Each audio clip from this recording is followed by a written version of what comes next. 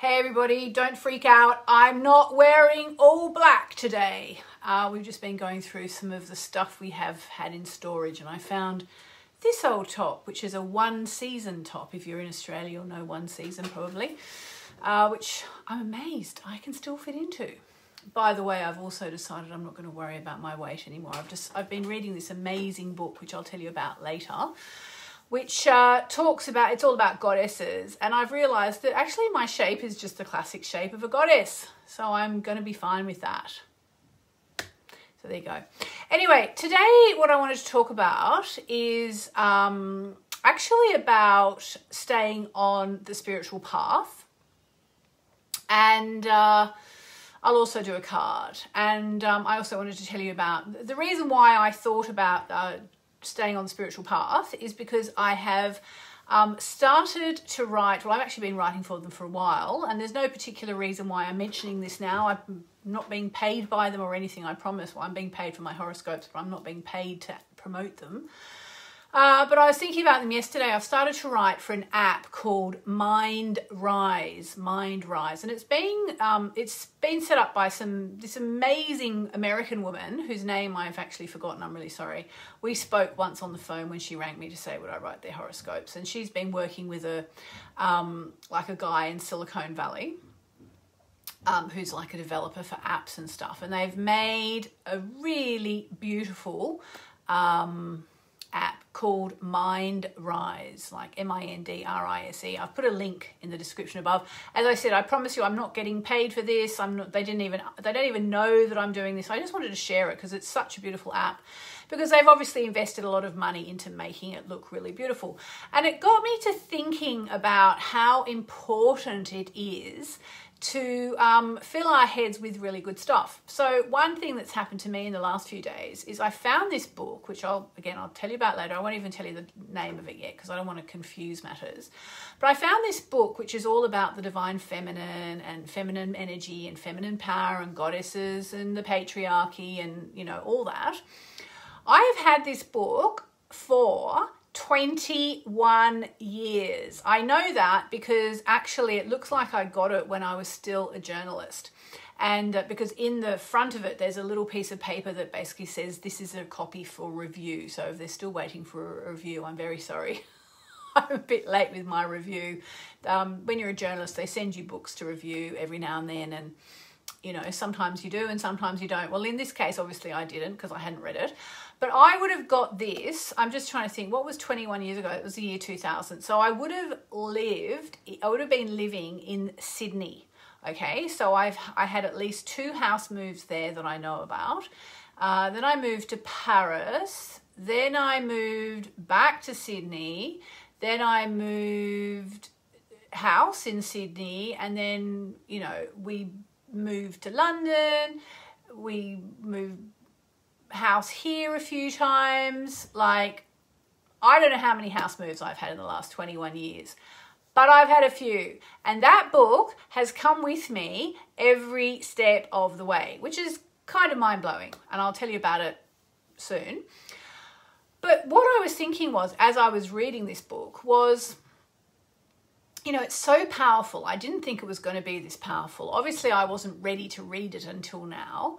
And now I'm going to tell you a really embarrassing thing about myself. Okay, you ready? Get ready to, you know, make fun of me or whatever. But I am really into the whole celebrity thing. I always have been, ever since I was a child. I remember my parents used to get Time magazine. Did your parents ever get Time magazine? And when I was living in Hobart, Tasmania, and I would just go straight to the People page where it had all the celebrity news, and I'd just be looking at it. And it was kind of part of being in Hobart, Tasmania, which is literally like the end of the earth. There was nothing between Tasmania and Antarctica. And growing up there and wanting to see, you know, the big wide world out there, and finding the whole celebrity thing quite interesting.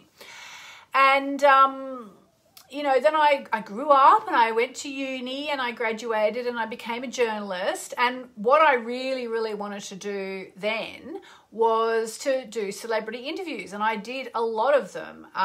First of all in Tasmania, where I worked as a journalist, and then I moved to New Idea on the mainland, and I worked at New Idea for a couple of years in their Melbourne and Sydney offices, and I did absolutely tons and tons and tons of celebrity interviews with really like famous people, like I mean, who?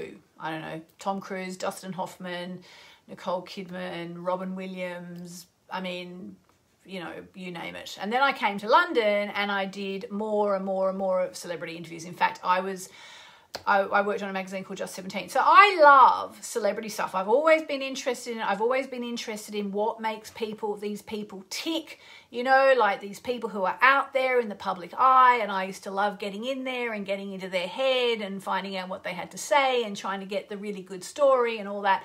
My biggest scoop probably was when Kylie Minogue broke up with Michael Hutchence, which gives you an idea of the timeline. The millennials won't know what I'm talking about. Sorry about that. And she hadn't told anyone, and she told me, and I don't know why she told me. I think probably because I was Australian and, you know, I was in London and I interviewed her and she gave me the big international scoop. Anyway, so that's my guilty secret. I do love a bit of celebrity and reading. I've always loved reading biographies. Anyway, so that's my big thing that I'm saying to tell you, that quite often when I'm going to sleep, I will quite often put on the PHP, which, if you know what the PHP is, it's the Perez Hilton podcast.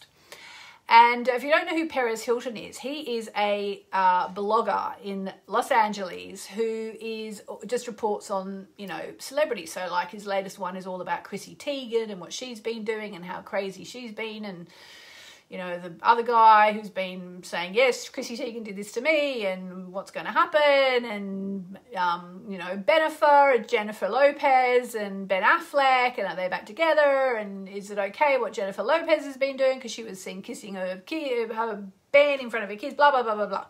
Anyway, there is a point to this story.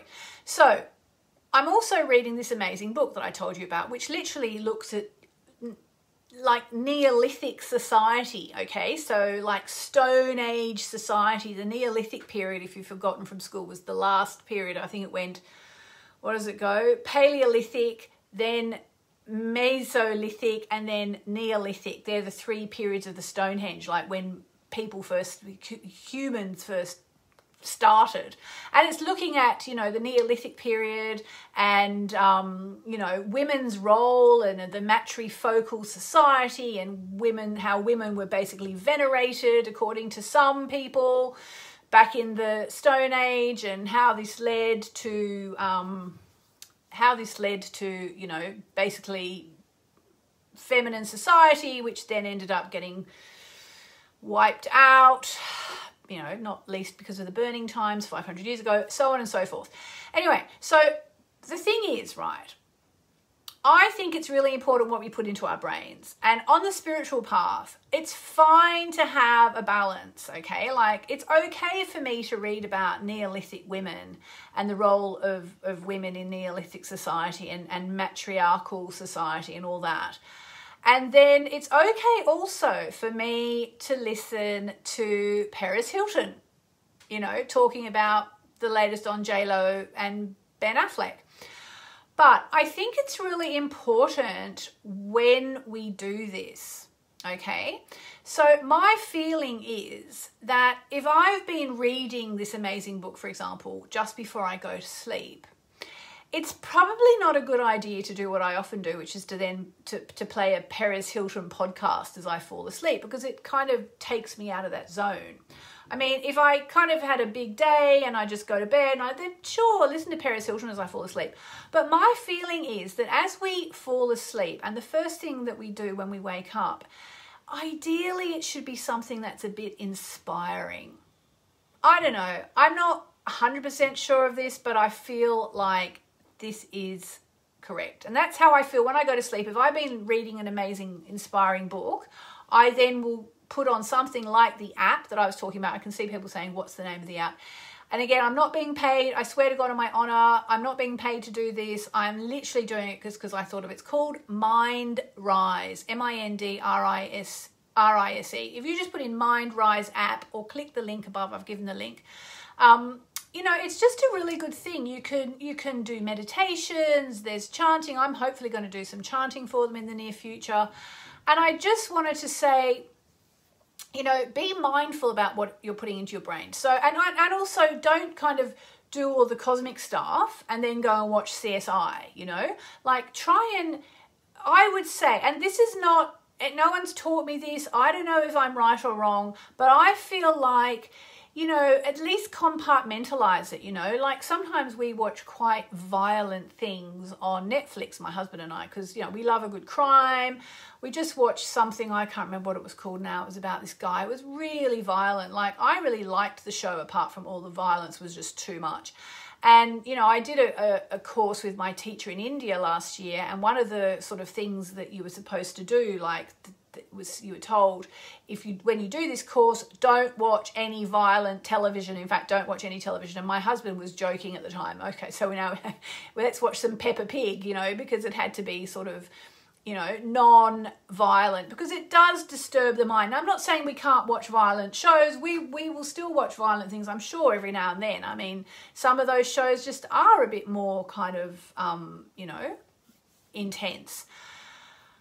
But I think it's really important to kind of be aware of the energy that we're putting into our body. And if you feel like a show is too violent, for example, like if it's too much for me, I will just stop watching. Either I leave the room or I just say, I don't want to watch this one. You can watch this. Like he watches all these medical shows, which freak me out. And I'm like, nah, no way. I don't want to watch those.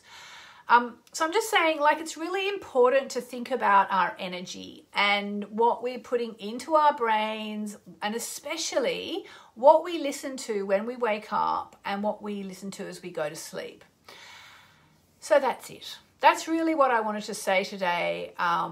I can see some of you agreeing. I saw one person saying I'm an empath, so I can't watch violent shows. Exactly. So if you're a very sensitive person, you need to be careful. And, you know, if you are reading something inspirational before bedtime, then, you know, do something like listen to some beautiful music or listen to some chanting or an inspirational podcast, or, you know, I love Tom Kenyon's healing music. I've mentioned that many times. Tom Kenyon, Kenyon. Or, as I said, and again, I'm not being paid, I swear to God on my honor, the Mindrise app, just because I've been writing for them and I absolutely love what they do and I just wanted to share it.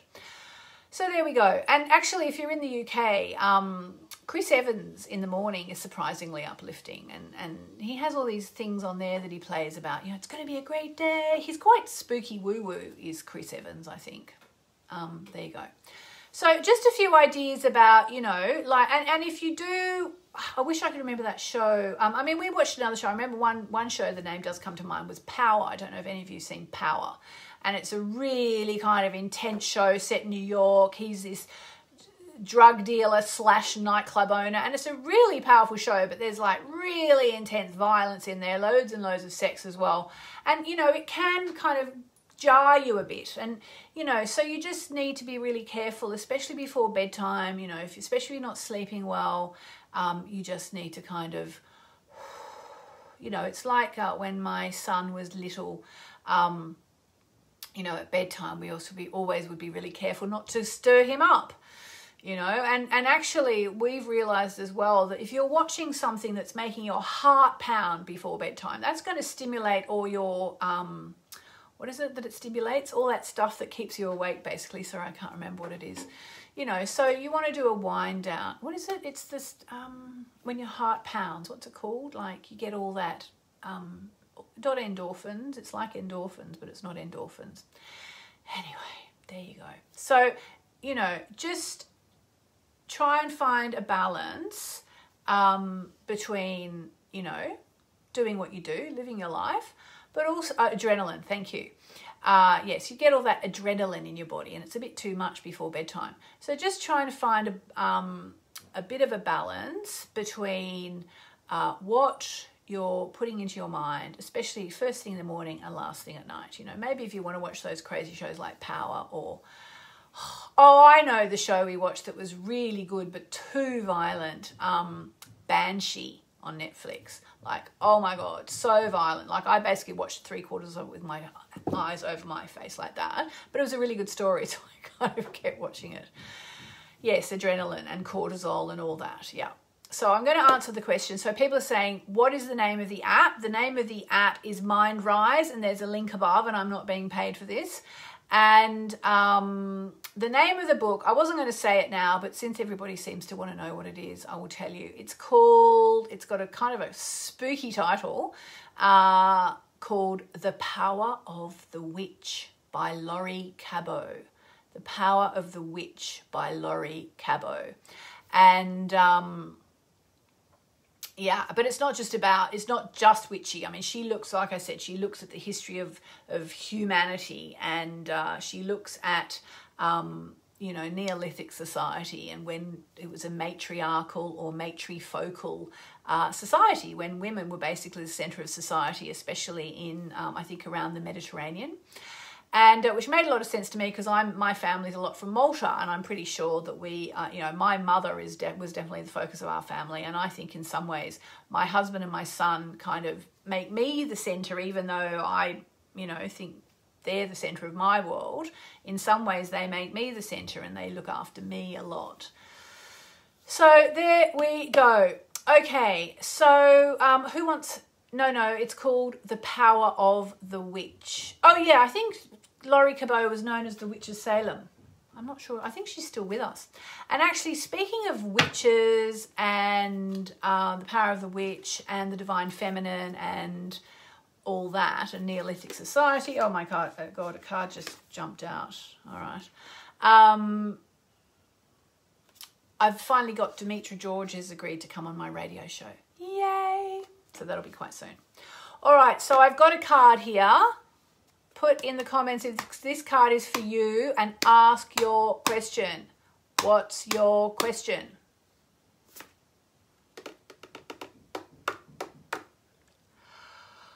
Oh, excuse me, talking asleep.